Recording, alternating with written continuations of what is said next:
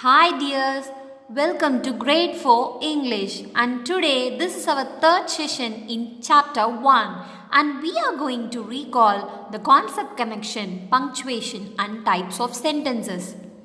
And let us start the session with an activity. Yeah, it will be very interesting, children. You just close your eyes and you just imagine that you are going for your friend's birthday party. Yes, it will be really exciting, no? Based on this topic, you just write a short conversation that you would have with your friends at the party. Okay? You just close your eyes and you just imagine that you are going for your friend's birthday party and what and all you would like to talk with your friends or share with them. You just think about it and write a short conversation with your friends on this birthday party. Yes? And you finish this and submit it on grade 4 English Google Classroom. Yes. And now let's recall punctuation and types of sentences. What is meant by punctuation? It will be really helpful for us to read and understand a particular sentence, right? Based on this punctuation only, we will give proper expressions while we are reading a sentence. Without this, we can't able to read the sentence properly or understand it, right? And based on the types of sentences, the punctuations also will differ. And now we are going to see the types of sentences. As we all know, we are having 4 types of sentences. Declarative sentence, imperative sentence, interrogative sentence and exclamatory sentence. And first one is declarative sentence, right?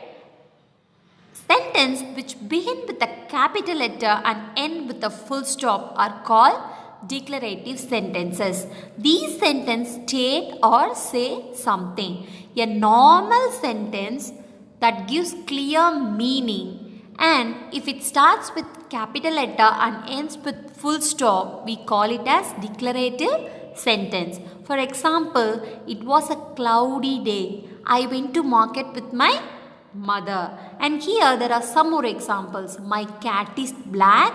Dogs are cute. He is 8 years old. The sky is blue. Yes. Now we are moving on to imperative sentences. Imperative sentences also begin with a capital letter and end with a full stop. They are used to make a request or give a command. If the sentence is a request or a command to someone, we call it as imperative sentences. For example, please sit quietly. Sam, finish all your homework. Close the door. It begins with capital letter and ends with full stop. And here there are some more examples. Be there at 5. Clean your room. Complete these by tomorrow. Consider the red dress. Here, one thing you should keep in mind, this imperative sentence always starts with the action word, that is verb. Understood, children? Yes. Now we are moving on to interrogative sentences. Sentences which begin with a capital letter and end with a question mark. We call it as interrogative sentences, and they always used to ask questions. For example, have you finished the exercise? Should we go to the market? When will you eat your food? And here there are some more examples. Did you take your vitamin this morning? Do you have your homework ready? Are you ready to go? Did you go to the game Friday night? Yes, these are some interrogative sentences, that is question sentences. It helps us to ask question. It starts with capital letter and ends with question mark. Yeah. Now we are moving on to exclamatory sentences. Sentences which express emotions like joy, shock, excitement or disappointment are called exclamatory sentences.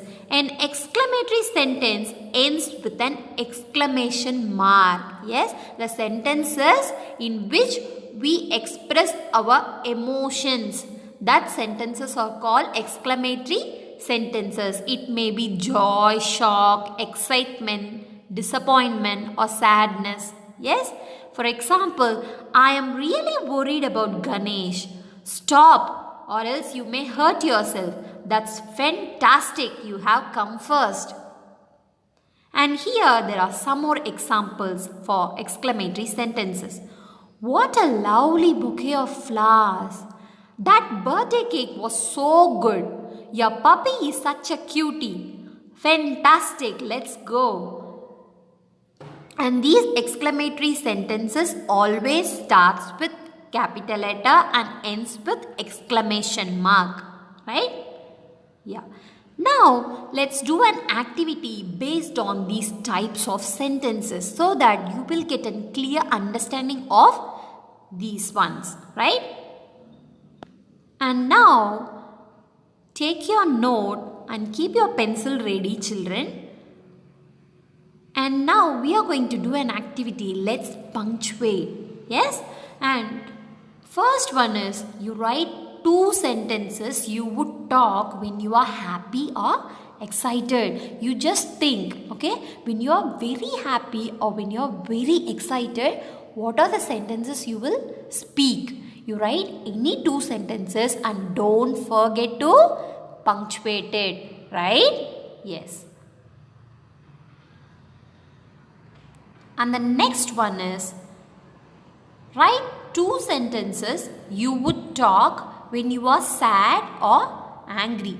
You just imagine you're very sad, okay, or you are very angry on someone, right? And what sentences you would speak, that you just think and you write 2 sentences. Yes, and don't forget to punctuate. And we are moving on to the next part, right? Okay. Write 2 questions that you want to ask your teacher. Okay, you can write any 2 questions that you want to ask your favorite teacher, right? Okay. And don't forget to punctuate. Yes. And the last one is write 2 sentences as request or command. Okay, you just think you are requesting or commanding someone. Yes, it may be your friends or it may be your neighbors, your parents. Yes, whoever it may be, right? You write 2 sentences as request or command and don't forget to punctuate it properly. Yes. And today you are having a homework. In your workbook, take page number 6 and you should read the fir tree story twice. You have to read the fir tree story twice and you have to answer all these questions, right? And in page number 6 in your workbook, 4th question, why did the fir tree want to be taken away by the woodcutters? Okay, why the fir tree want to be taken away by the woodcutters? Okay, children. And 5th question, what did the sunlight and air tell the tree? Did the tree listen to their advice? Okay, the sunlight and the air advised the fir tree, no? You all remember the story? Yeah. And what did sunlight and air tell the tree and whether the tree listened to their advice or not? This is your 5th question. You have to refer your book and write the suitable answers. And 6th one is, what did the sparrows tell the tree about the other fir trees in the city? How did the fir tree feel after listening to the sparrows? As we all know, the sparrows chirped, no, with the fir tree that we know what happened to the fir tree that have been taken by the woodcutters, right? And they peeped through the window of the houses in the city, right? And what did the sparrows tell the tree about the other fir trees in the city? And how did the fir tree feel after listening to the sparrows? This is your 6th question.